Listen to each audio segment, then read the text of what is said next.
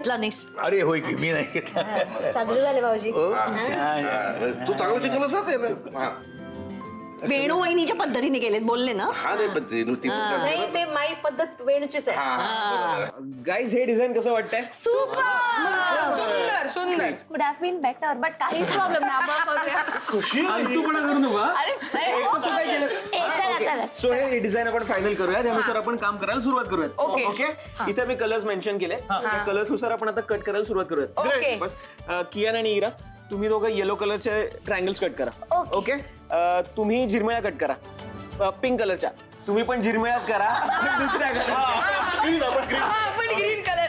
आपण पिंक करूया. आम्ही तुला वेगळं काम देतो. ओके. हेल्प करते ना. नाही नाही काही गरज नाही. आई क्रियाश दादा मला एकदम हार्ड काम दे. मी खूप प्रो आहे. I know. तुला मी separate देतोय.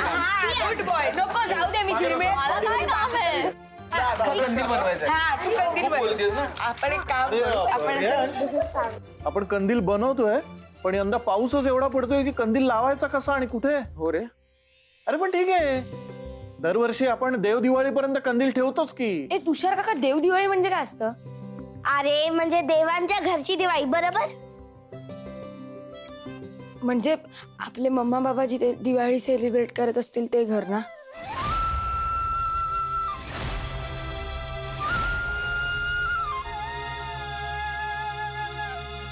हो ईशान करेक्ट तेच घर.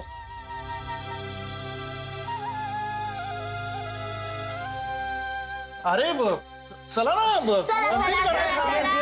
जरा गाईज इथून कपडा आहे. अरे ईशान ही लेंथ नाही. हो चकली पण छान खुसखुशीत झाली आहे ग. चकलीच नाही, सगळा फराळ अगदी उत्तम झालाय रुपाली वहिनी. थँक्यू. पण मला काय वाटतं, आपण माझगावकरांच्या घरचा फराळ पण टेस्ट केला पाहिजे नाही का?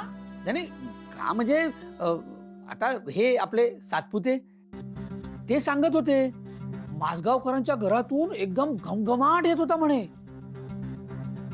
आणि तुम्हाला माहिती आहे सातपुते कसे आहेत, काही ना काही निमित्त काढून माझगावकरांच्या घरी गेले आणि सगळा फराळ टेस्ट करून आले ते.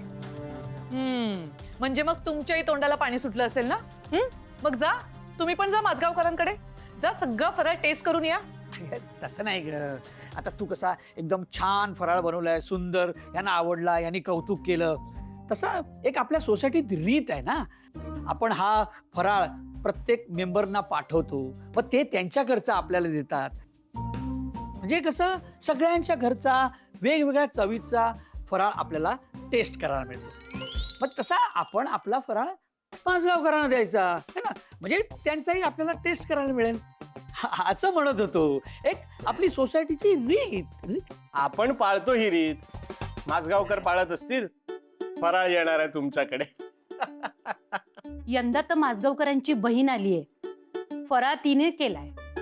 अच्छा, म्हणजे खरी चव तिच्या हाताला आहे. तर म्हणजे हा सातपुतेनी जो फराळ टेस्ट केलाय तो सगळा निलिमाताईंनी बनवलाय. तर नाही नाही, बघूया आपल्याला कधी खायला मिळतंय.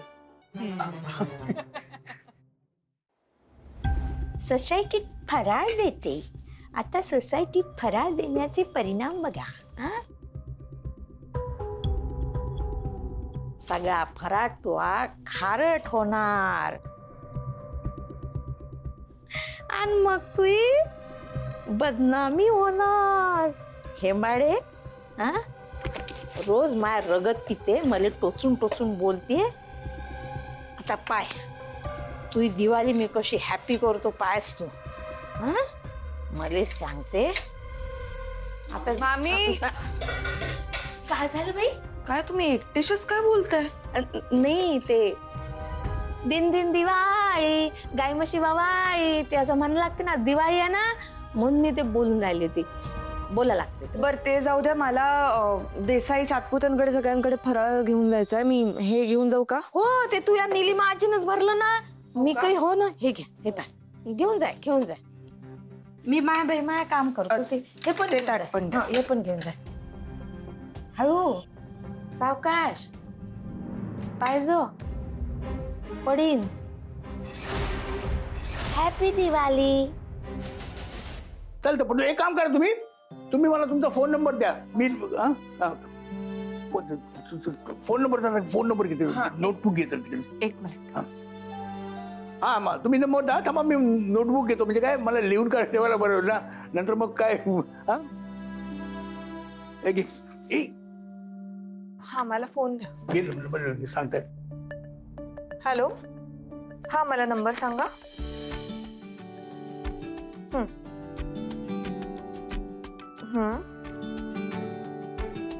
ओके, हा कोणाचा नंबर आहे? ब्रोकर? रेंटसाठी? बरं एक मिनिट, त्यांच्याशीच बोला. नाही मी बोलतो त्यांच्याशी. हा हा ठीक आहे ओके. बाबा, घर रेंटवर देणार? कुठलं हे? मग आपण?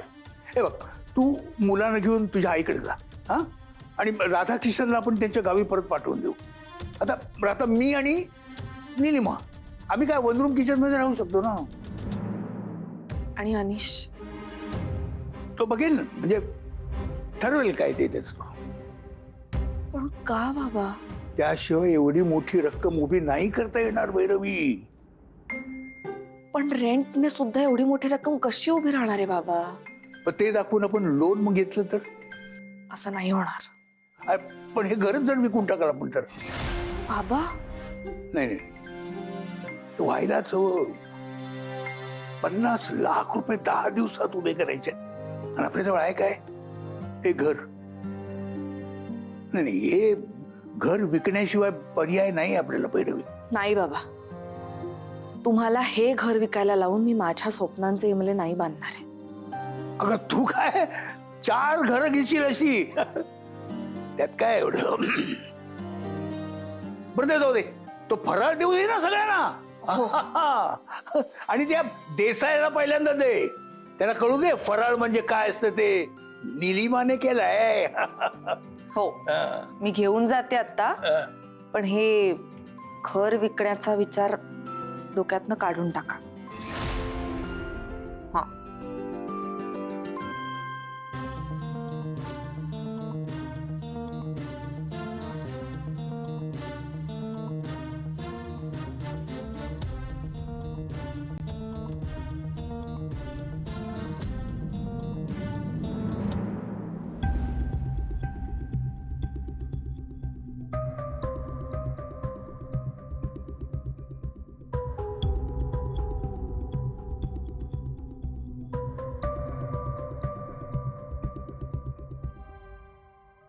खा खा लाडू खा. तोंडाला पाणी सुटलंय ना तुमच्या? हा लाडू खा. पाहिजे तेवढे. नाही ते कसं आहे, नैवेद्याचं ताट तसं ठेवून आहे ना, ते खा लागते, म्हणजे ते बरं असते तसं ठेवू नये तसं. मग इथं बसा आणि खात बसा लाडू. असं म्हणता? चालेल मग.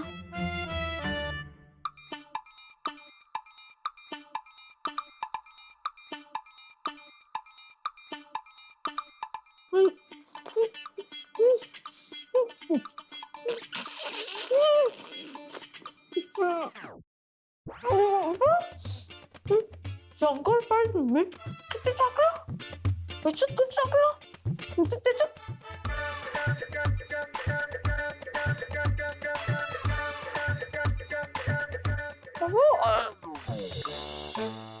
मीठ आलं? नाही त्याच्यात तरच मीठ कोण टाकलं?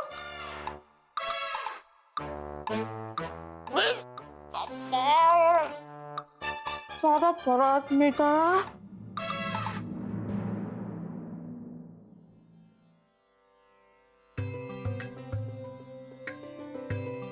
वा,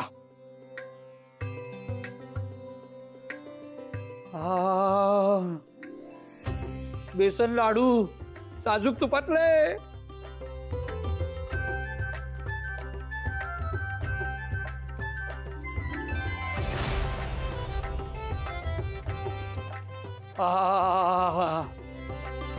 साजूक तुपातला बेसन लाडू, माझा जीव की प्राण. आणि आणि काय एकदम योग्य प्रमाणात साखर, वेलची, बेदाणे, काजू. हा हा हा हा, अप्रतिम अप्रतिम, दुसरा शब्द नाही. आणि ही चकली काय खुसखुशीत आहे. अरे नुसती अशी तोंडात टाकली की खातच राहावंसं वाटतं. नाही म्हणजे अशी चकली जर कोणाला मिळाली ना तर माणूस खाण्यापासून थांबणारच नाही. हो ना, ते तर दिसतच आहे. अहो तुम्ही फराळ खायचं थांबतच नाही आहात. नाही मी मस्करी करत नाहीये रुपाली, एकदा तू खाऊन तर बघ, तू सुद्धा थांबणार नाहीस. तुम्ही काही शिल्लक ठेवलं तर मी खाईल ना. रुपाली ताई, नका काळजी करू, मी दुसरं ताट घेऊन येते तुमच्यासाठी. अगं नको नको. अगं तुला काय सांगू, गेले काही दिवस आहेत ना हे सारखा फराळच खातायत. त्यांना फराळ खाताना बघून आहे ना माझ्या फराळावरचं मन उडालंय. अगं कुठेतरी यांना थांबवायला हवं ना, सारखं खातायत म्हणून म्हणाले ग मी. नाही भैरवी, पण अगदी शपथ, म्हणजे या चकलीची शपथ घेऊन सांगतो, मी सोसायटीतल्या सगळ्यांच्या घरचे पदार्थ चाखलेत, पण असे फराळाचे पदार्थ, अशी चव कुणाच्याच फराळाला आली नाही. हो ना, निलिमा आत्यांनी केलंय सगळं. तुमच्यासाठी 2 लाडू मुद्दाम जास्त दिलेत. थँक्यू. तुम्हाला आणि तोरणेंना. त्यांना सोसायटीत राहण्याची परवानगी देत नव्हतात ना तुम्ही. भैरवी जाऊ दे ना, ती म्हणजे तेव्हाची परिस्थिती वेगळी होती, आताची वेगळी आहे ना. हो नाही बरोबर आहे, तेव्हा परिस्थिती वेगळीच होती, आता वेगळी आहे, म्हणूनच तर दिले तुमच्यासाठी स्पेशल. बरं चला. भैरवी, अगं मला यावर्षी फार काही फराळ करायला जमला नाही. मी 2-4च पदार्थ केलेत, येते घेऊन हा नंतर. काही हरकत नाही. बाय द वे, ज्या कामासाठी आले होते ते सांगायचंच राहिलं. दिवाळीच्या खूप खूप शुभेच्छा. तुलाही दिवाळीच्या शुभेच्छा. हॅपी दिवाळी. हॅपी दिवाळी. भैरवी, हा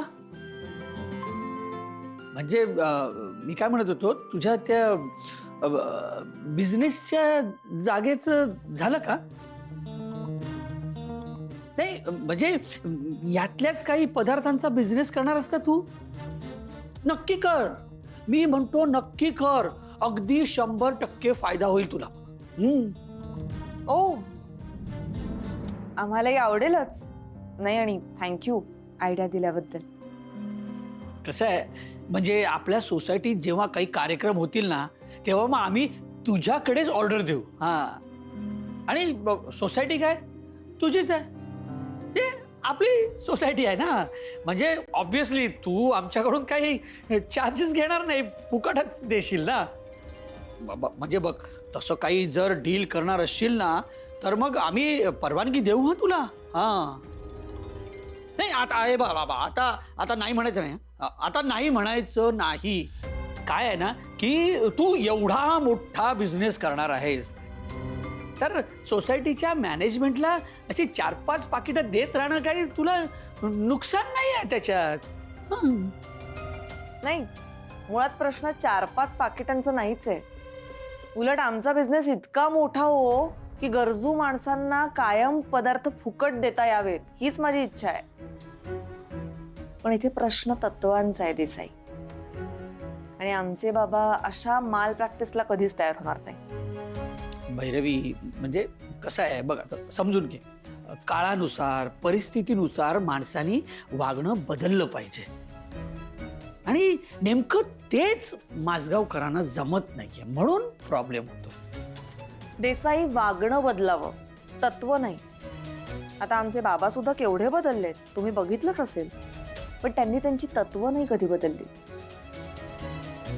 तुम्ही कसं तुमचं वागणं तुमच्या सोयीने बदलता, पण ते नाही तसं करत. आता बघा ना, निलिमा आत्यांनी या सोसायटीमध्ये राहू नये असं तुम्हाला वाटत होतं, पण आता त्यांच्या हातचा फराळ खाऊन तुम्ही एकदम बिझनेसला सुद्धा परवानगी द्यायला तयार झालात.